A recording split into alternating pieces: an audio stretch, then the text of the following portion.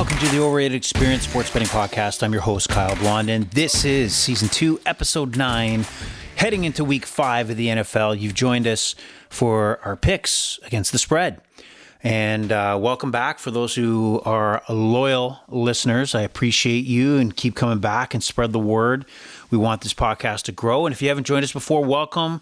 This is a sports betting podcast and also a sports podcast where we talk about everything betting and also big news in sports and give my take on it. We're really focused on the NFL since the kickoff in September. So what you'll hear in this podcast is NFL action against the spread. And later this week, I'll also look to post another podcast that shows our over-unders and also shows our props. So hope you guys had a profitable, yet fun, safe, and controllable Week 4 of the NFL. So you can join the Overrated Experience on social media at Twitter at Overrated EXPER2. That's Overrated EXPER2. For those that don't know Twitter, it's also X now. You can join us on Facebook and Instagram at the Overrated Experience. Join us, please. We want this to grow. Share the podcast. And, let's get going here. So a good week, decent week against the spread from Week 4. The Overrated Experience went 12-4 against the spread. So great week and some good predictions here, some good analysis. I'll pat myself on the shoulder after the 6-9 we went in Week 3. So genius again. I was a dummy in Week 3, but back to genius. I must have been eating healthy and taking my vitamins because I really turned it around. And it kicked off, and just a quick review. Love the 9:30 game, the London game, the Jacksonville game, Jacksonville, Atlanta. Atlanta did not look good. Defense looked fine, but their offense looks horrible. Jacksonville looked solid. They're used to playing in London. And again, they went 23-7. So solid win there to kick off the day. And then we go into some news and notes. Buffalo just pasted Miami, beat the shit out of Miami. Miami was due for a loss. Hey, it means nothing right now. Miami was on the road. They've already won 3 straight. They got the shit kicked out of them. I think they'll be fine. But the Buffalo Bills really handed them their lunch. Other news and notes is New Orleans. Man, I don't get it. You lost against Tampa Bay. I don't know why it was such a rush to bring Derek Carr back. I had higher hopes for him coming into New Orleans. He has a ton of weapons. He had Alvin Kamara come back, and I didn't see nothing. I think it's time to pull the chute on it, pull the plug. Jameson Winston's got to be your guy. And even though, he's erratic and wild, at least he puts the ball down the field and gets it into the hands of your weapons. And he may throw 4 touchdowns versus 3 picks. So you might turn out, a winner anyway. Cincinnati, wow. I mean, the offense isn't going. And Jamar Chase, have you heard him after the game asking if you're open? He went right off the handle. They said, I'm always fucking open. Pardon my language. It's great. And he's not wrong. If you ever watch Jamar Chase, nobody can cover him. He's at that Justin Jefferson level where he's a dominant player out there, but it doesn't work for a wide receiver unless you get him the ball. And Cincinnati is not getting him the ball. So they got to figure things out there. And also looking at some of our plays, the New York Jets. I'm going to say this. I feel weird saying it, but Zach Wilson had a pretty good game. If Zach Wilson plays, take away the fumble, etc., but he plays like he did in the late second quarter, third quarter, and just gets the ball in the skilled Jets' hands, they got a shot. That was the best he's looked as a New York Jet by far. Against the Kansas City Chiefs, who look kind of like the Jets there after going up 17-0. But you play like that, and you might be in a good spot. So, good, hey, what are you going to do? Zach Wilson, I'll give you kudos, even though you're still a douchebag. New England, you're in trouble. Bill Belichick, you got to go. You got to go, man. You have to go. I don't know what the game plan is. I think Mac Jones is ruined. They got pasted by the Dallas Cowboys, who were coming off that loss against Arizona. I wasn't shocked that the Cowboys knocked off the Patriots, but to dismantle the Patriots, and right now you're probably going to have to go to Billy Zapp because Mac Jones is done. Like, he's done. You know, you got a couple key injuries on the defensive side of the ball. Bill Belichick has, ever since Tom left, what has he done? Like, I mean, he has not drafted well. Free agency he's missed.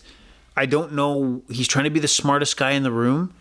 And, you know, that maybe he was in the past. Well, that ship sailed.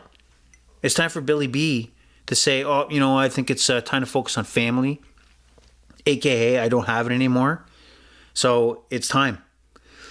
And the Monday Nighter, Giants, Seahawks. Giants, you're in trouble. Yeah, you just, you know, you wake up today, Tuesday morning, and look back at the first 4 games. You had one big victory, come back. Even that was a shit show in the first half. You've had 2 halves of good football, and that was their comeback against Arizona. You got pasted by the Cowboys, pasted by the 49ers, and just got, you know, the doors blown off in the second half against the Seahawks. 11 sacks. So either you have a Daniel Jones problem at quarterback, either you have an offensive line problem, which giving up 11 sacks would probably be a good indicator that you don't have a great offensive line. Or a coaching staff that can't come up with a scheme to get around it. We're 4 games in, and they haven't figured out a better way to get Daniel Jones to excel. Darren Waller, the big acquisition from Vegas at tight end, gets 2 passes yesterday? How's that possible? I don't know how you do not mix him in or at least target him. But they looked horrible. They are at a crisis point right now. You've gotten walloped by the best in the NFC. So where are you going to go from here? You might as well pack it in. You might as well look at Daniel Jones. You signed to a 4-year, $160 million contract. I can't recall what is or what is not guaranteed. But you got to be looking at the draft. Simple as that. You gotta eat that contract, and you got to hope you're able to draft one of the top tier quarterbacks in the upcoming draft, and pay them, you know, the minimal amount in the 5 years, which is still expensive for a top pick. But you're done. You're finished. You have no hope, and that was one of the problems of them making the playoffs, having a fake win against the Minnesota Vikings, were also not a good team. And they overvalued, and that's an organizational mistake. You have the 49ers that had Trey Lance that they paid multiple first-round picks for to move up in the draft to pick them, but they evaluated that, nope, that was the wrong play. We're going to move on. The Giants didn't have the balls to make those kind of decisions, and they overvalued Daniel Jones. They overvalued what they had coming into the season, and now look where they are. They're nowhere to be found. They're 11 sacks later, 1-3. And now they're going into Miami. And we'll talk about that, but that's not a good sign either. So that's not good. So Giants, season's over. See you later. And now as we move on to week 5, think about, we're in week 5 already. This season's going by fast. We're already at the bye weeks.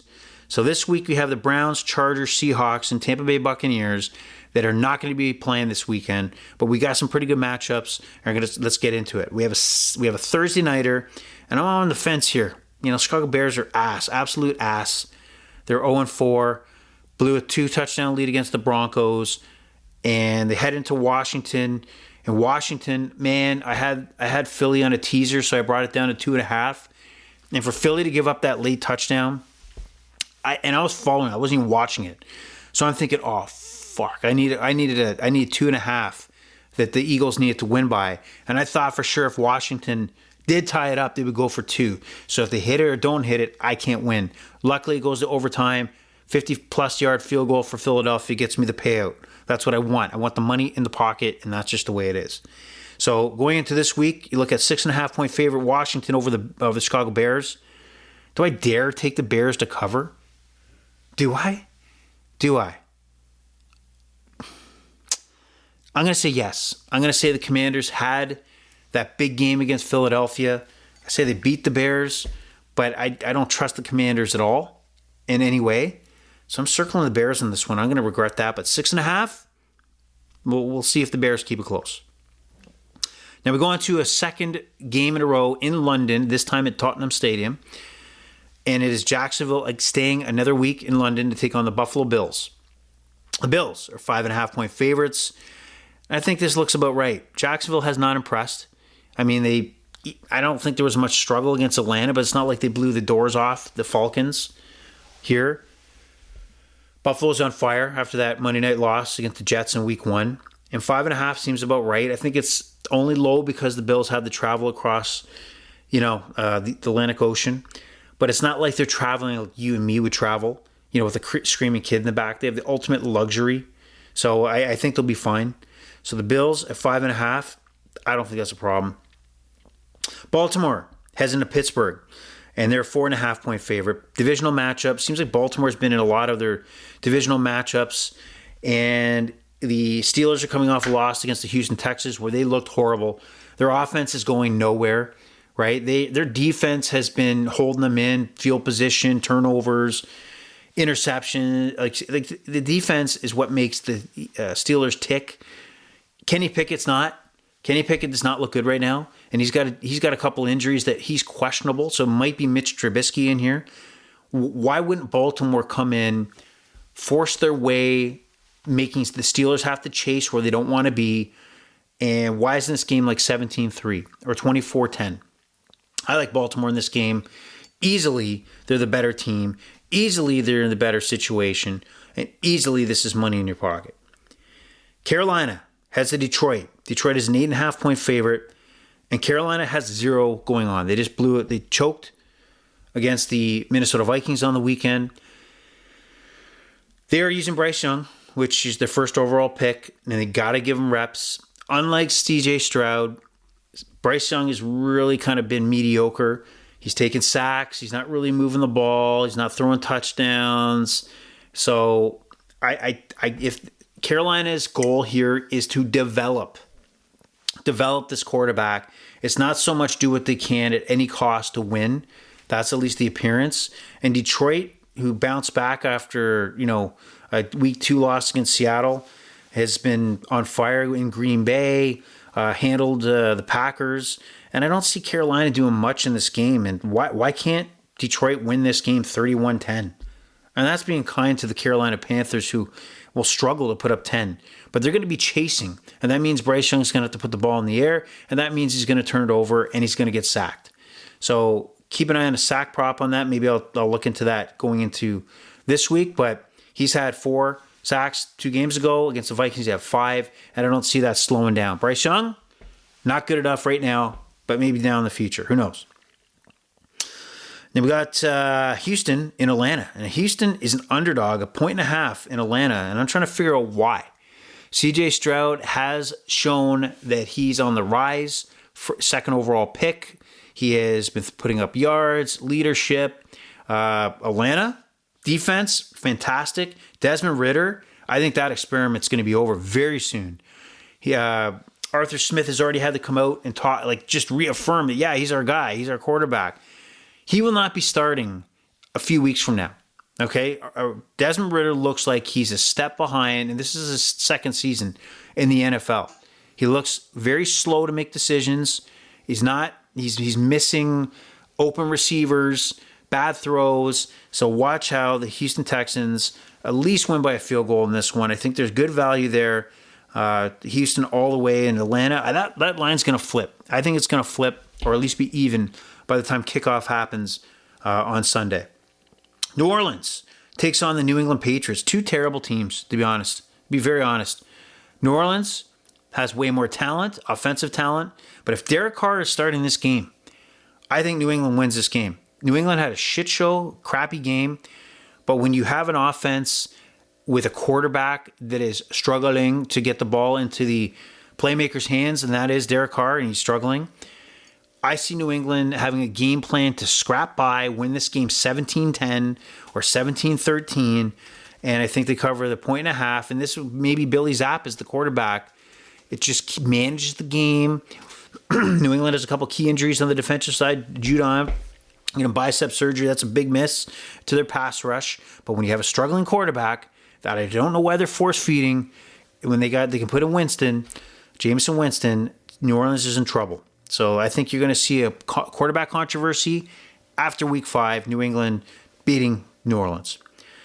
New York Giants We just talked about the shit show that are the Giants. They are shit. They are garbage. They're going to go into Miami, who just came off a beating in Buffalo, and Miami's a 10.5-point favorite. At what point do you think the Giants are going to be in the driver's seat in this game in the hot sun in New York or Miami? What value do you see by taking the New York Giants, giving 20 points? I see the Miami Dolphins running up the score here. I think the Giants, I don't recall many passes in the last 4 weeks where Daniel Jones has actually gone down the field. He's either taken off out of the pocket, he's either on his ass, sacked. Offensive line is horrible. And he has no weapons.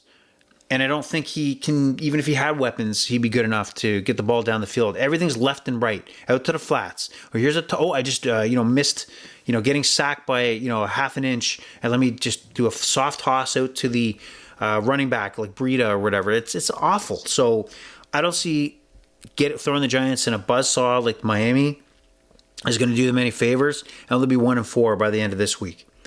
Tennessee, big win against Cincinnati. They head into Indianapolis, and Anthony Richardson, if he is healthy and he's ready to go, I don't see why the Colts at home can't cover this 1.5. Tennessee is blah. They're blah. There's nothing, but nothing special. Tennessee is average at best. Ryan Tannehill's not that great. So I like Minnesota. I like Indianapolis in this one at home with Richardson, one of the top fantasy quarterbacks. And I can't stress that enough based on Austin Ajax keeping stressing it. So keep that in mind when you're setting up your fantasy team. Bengals, 4 o'clock games kick off. They're heading Arizona. Arizona's putting up a little bit of a fight here. Bengals struggling. Can't throw the ball. Can't move the ball. Scrapping games out, and they're 1-3. But I think the -3 in Arizona is value. I know Arizona's put up a big fight, against the Cowboys, obviously knocking them off. It looked like they kind of had a fight against San Francisco, but San Francisco eventually handled them. And I think -3 is too low, and I think the Bengals turn it around. Here's your time to hit the Bengals, -3. Philadelphia, -4.5, taking on the LA Rams. Now I'm thinking Rams in this one. Cooper Kupp might be back, not 100% sure. Philadelphia's been okay. They haven't blown the doors off anybody. They've been the better team in every game they've played. Maybe you could say Washington maybe almost had them. They almost did. But I will say the Rams cover this spread, 4.5. It's going to happen. Kansas City in Minnesota. Kansas City is a 5.5-point favorite on the road in Minnesota. Minnesota gets their first win of the season in Carolina. And Kansas City's looked fine. I mean, they didn't look great against the Jets, but the Jets have maybe the top defense in the NFL. Minnesota does not. But I still do think that they'll put up enough points to cover that 5.5-point spread. Justin Jefferson, Kirk Cousins. I think Kansas City's still trying to find out what they are offensively. I mean, spreading the ball around. We got the Minnesota Vikings, 5.5-point underdogs. I will take that all day. I think they'll be fine. I think they'll stay in the game. Jets, Broncos. What a game. This is a weird matchup. Two teams that are struggling, need a big win. I say the Jets pull this out. I say the Jets beat the Broncos. Their defense is too good. I think they squeeze it out. Zach Wilson, if he plays anywhere like he has against the Kansas City Chiefs, they get the victory. So I'm going to say the Jets on that one. I'm going to rush through this before I get another technical error. Dallas Cowboys, San Francisco 49ers, maybe the game of the year so far. 49ers are 3.5-point favorites. Christian McCaffrey coming off a 4-touchdown game. That's ridiculous. I like the 49ers in this one. 3.5, no problem. However, it's probably like the Cowboys to go into Arizona and get crushed, come into San Francisco in the regular season and get the win, but then flop in the playoffs. So I like San Francisco, but it's not unquestionable that the Cowboys could come in and win this game because it's not as high pressured as the playoffs would be. And on the Monday night, Green Bay is a 1.5 favorite over the Vegas Raiders. I don't even know if Jimmy G's playing or not. We don't know that yet. Aiden O'Connell, it was average. Vegas is going south, and they're going. Josh McDaniels will not be there by the end of the year. They're going south. They're right now buy high and sell low on, or buy go. I don't know, how would you interpret this one? Sell low, sell high on the Vegas Raiders because they should be more than 1.5 points. I think Green Bay will put things together. They put it together late against the Lions, and they'll have enough to knock off the Raiders. That's it. That is all. Before I get another technical error, I'm going to say good luck to you. Turn in later this week. I'm going to say that the pleasure's been all yours, and I'm going to say goodbye, good night, have a great day, and spread the word. Bye-bye.